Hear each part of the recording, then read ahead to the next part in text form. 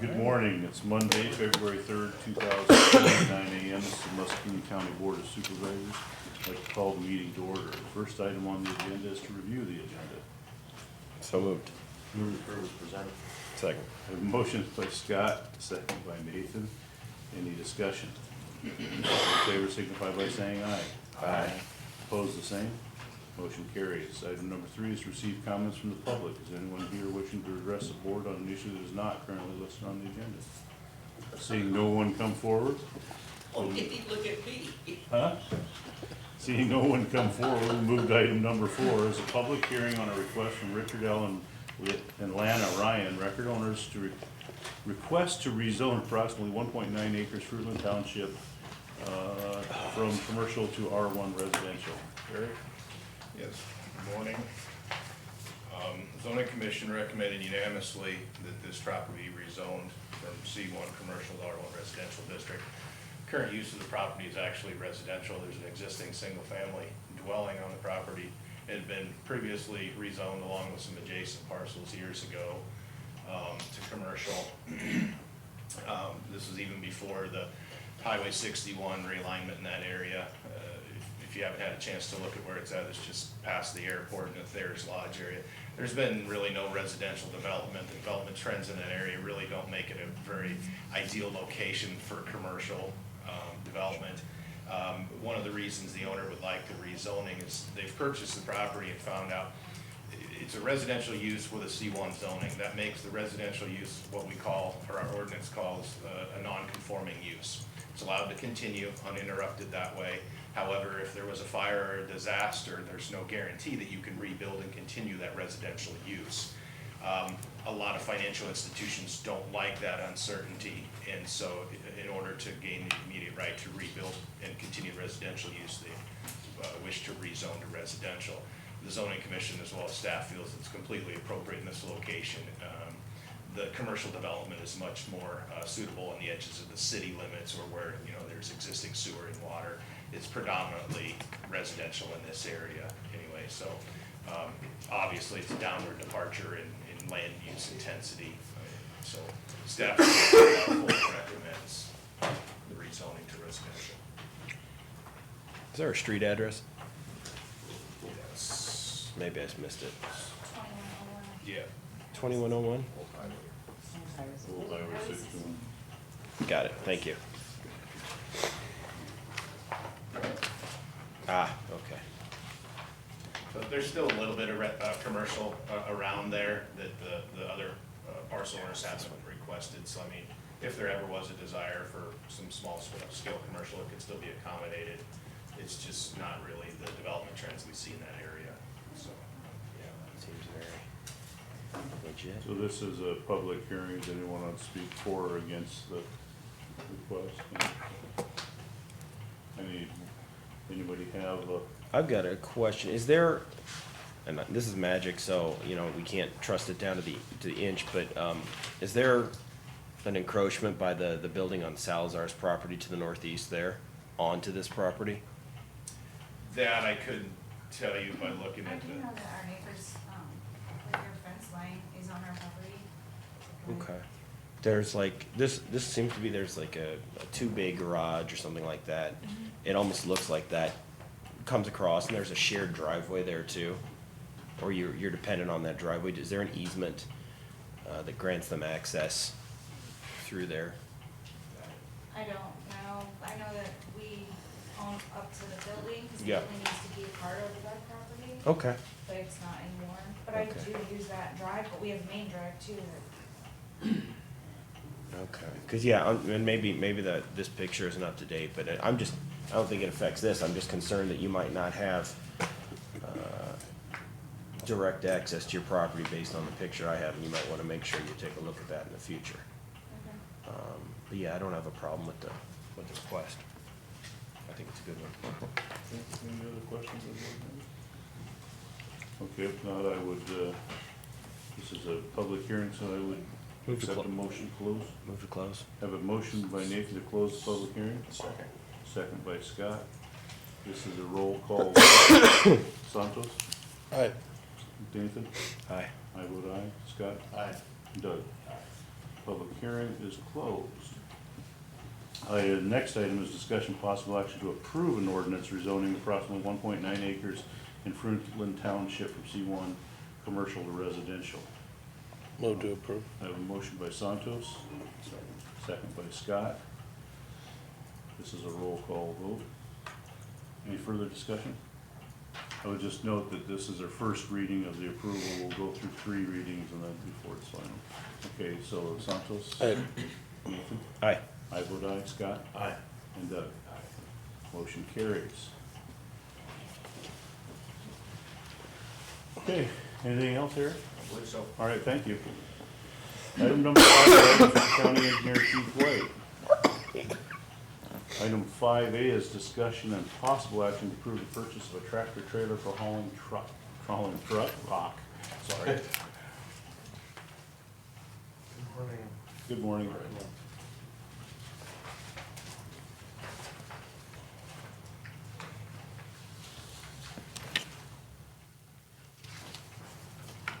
I had this thing. I did not hear that. Oh my god. Oh, wow. Holy shit. Do you know Ben Janowski and Rich Janowski? I didn't hear about that till just now. Yeah, it's pretty sick. Holy hell.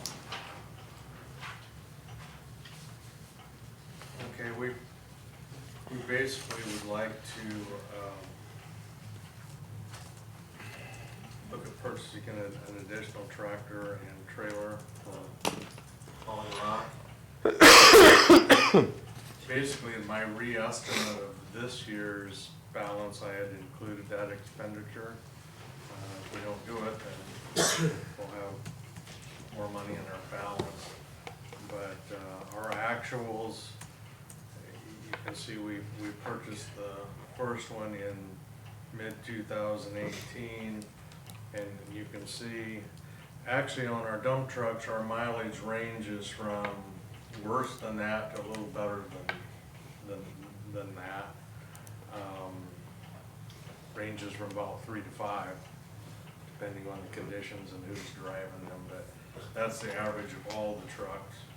And then the tractor trailer, you can see we are, and bear in mind, they've got a heavy snow package on there. I mean, in the summer, the plows are off and all that, but they still got a heavy stainless steel body on them.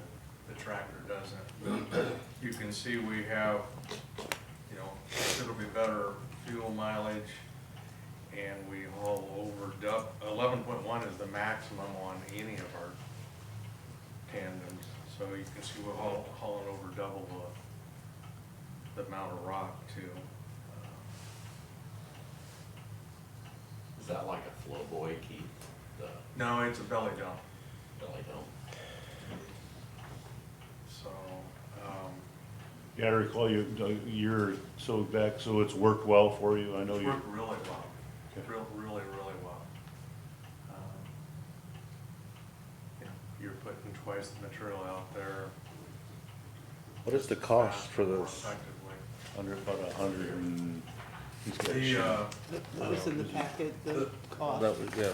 the price on the tractor. Oh, okay, never mind. This is other than it being a 2020, it's identical to the other tractor.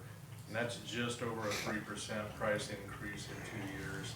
The trailer, however, is about a 6% price increase in 2 years. And it is identical also. I'm working off memory, Keith. Tell me what a new dump truck costs. I can't remember right off the top of my head, roughly, just get me close. They're costing the cab chassis about the same as this tractor, maybe a little bit more. And then with the snow fighting equipment, it's almost. And well, with the snow fighting package on there, we're running about 225.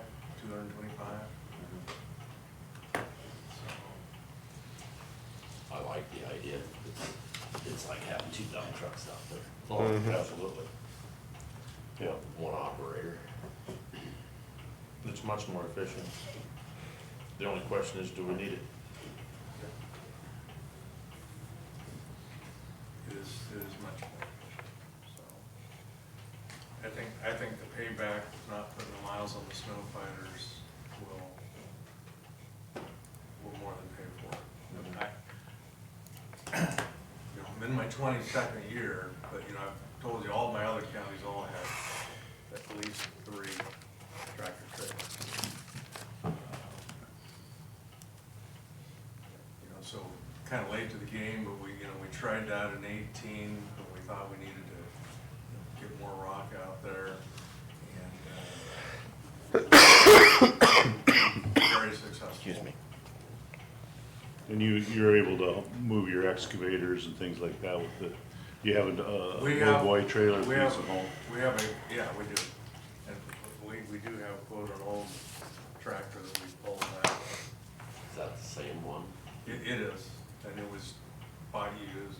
I mean, it's still, it stays in a low mileage situation, it's fine, but it's not That's gonna gotta run get daily old. over distance. So,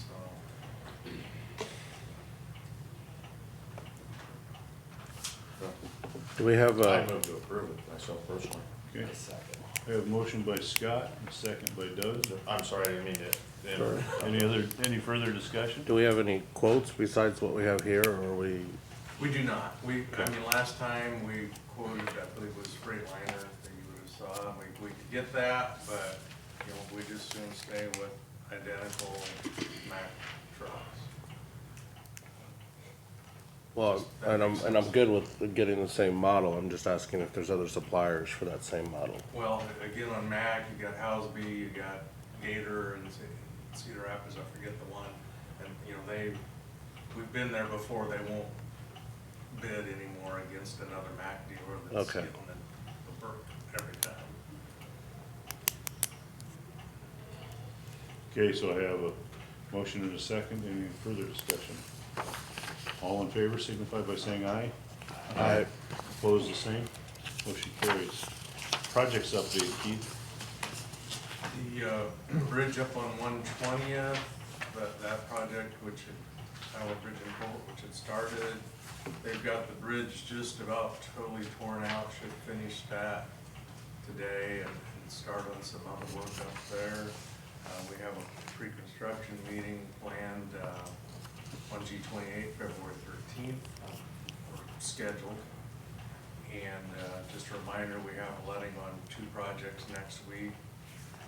On the 10th, the first one being the subdrain and culvert work up on Old 6 from Durant to Walcott, which is a joint with Scott County.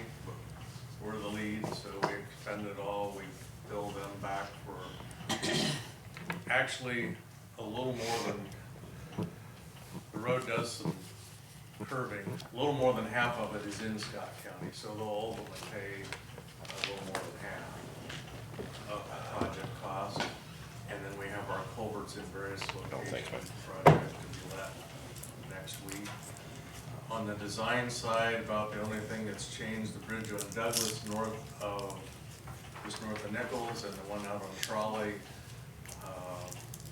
the soil borings were completed last week on those. Those are both bridges, not boxes, so they will have foundation design, so we have to get soil borings to see what the calendar there is finalized properly sized. And that's about it on projects. Questions? The only thing I would add about the tractor trailer is that in soft conditions, it's a lot safer than having a box up in the air where you're tipping back and forth. It's a lot safer when you're working on roads that are soft. Because belly dump, you don't have to. You don't have the box up there. The trucks get pretty tippy if you get a soft spot when you're spreading. That box is up in the air. So I don't know how many freeze thaws we're gonna go through before spring. One like yesterday is extremely damaging to the roads. We're a little bit frozen up this morning, so the grader's out trying to fix some of the rutted up damaged spots. Groundhog didn't see his shadow, so we got an early spring. This is Iowa. Sure. I believe that. I don't know if it'll still be accurate once PETA gets their robotic groundhog in there that they have called for. But for now, we're hoping for an early spring. People for the eating of tasty animals. Okay. It's in the news, it's got to be true. That's all I got. All right, thank you, Keith. Okay, item number 6 is the canvass of the Levy District 17 election. Leslie. Yes, the Levy District 17 election was held on January 18th, 2020. It was to elect a trustee for a 3-year position. Louis Broders had 4 votes. There was 0 scattered. Louis Broders is elected for a 3-year term ending in 2023. Okay. Thank you, Leslie. Okay, item number 7 is discussion and possible action to approve the minutes of the January 27th, 2020 regular meeting. Move to approve. Motion by Santos, Second. second by Nathan. Any discussion? All in favor signify by saying aye. Aye. Opposed, the same. Motion carries. Correspondence. Santos, did you have any? No. Nathan? I did not. I just had a brief meeting with the city public works staff, the interim city administrator Greg Jenkins and Brian Steinman. We talked about our project here, our project on Washington, other project they're contemplating, and our potential work on Sally Port on the jail, just so that they're aware of what we're thinking about in our work out on Park Avenue West, and some of our concerns on the additional entry or drive we'd like, and they didn't feel like that was gonna be a problem, so. That was it for me. I had no correspondence. Doug? I don't know if you call correspondence, we just had, this Saturday at the fairgrounds, we had the kids event where they built bird feeders and they had games for them to play, and then it was a free will donation. We had a decent crowd for that too. Good. And then the Cattlemen's Association donated 5,000 to debt reduction for the fair. So we're really pleased about that. Very good. How about committee reports, Doug? Did you have any? Just Tuesday, the 28th at 6 o'clock was a conference board meeting here. Okay, Scott? The only thing I had was the conference board as well on the 28th. Okay. I had the same conference board, and that was it. Nathan? Monday the 27th, we had the mental health region. No surprises there. Okay. Santos? The conference board on Tuesday, and then on Thursday I had the We Lead. I had a meeting with the city engineer in regards to the work they're doing in the building beside them, and had a structural engineer with us as well too in that meeting in regards to work that they're doing and helping making sure that we avoid any potential damage to the We Lead building after the work they're doing on the West Liberty / It has a building. shared wall. But no, it's not shared. I mean, basically, they're right up against touching, so they're building. But there's some existing water that looked like it was going to be seeping in, and so there was some long discussions that we had in regards to potential avoidance and what we can do to try to help minimize any potential damage to the new building that they've just redid. Yeah. Okay. Item number 10, receive information from county employees. Any county employees, anything? Okay. Okay, item number 11, items of the office, administration office. Item 11A is discussion possible action to appoint Lynn Opaltree to fill a final vacancy on the Muscatine County Historic Preservation Commission for a 3-year term ending January 1st, 2023. I think you all have that application in your packet. I think it's great, looks like it. Yep. So moved. I have a motion by Nathan, Second. second by Santos. Any discussion? We appreciate the individual's willingness to serve. All in favor signify by saying aye. Aye. Opposed, the same. Motion carries. Anything else, Nancy, did you have this? Just let you know that we have a vacancy coming up on the Board of Adjustment. The person that's, I can't remember who it is, has served 2 terms. So we, per our normal policy, we will advertise for that vacancy. And I will also reach out to that existing person and invite them to also apply if they're interested in continuing to serve. Any specific requirements that this position, person filling this position have? Mm-mm. It's still balanced. Okay. It was Bill, was it? Bill Clark? Hmm? Was it Bill Clark? Yeah, I think so.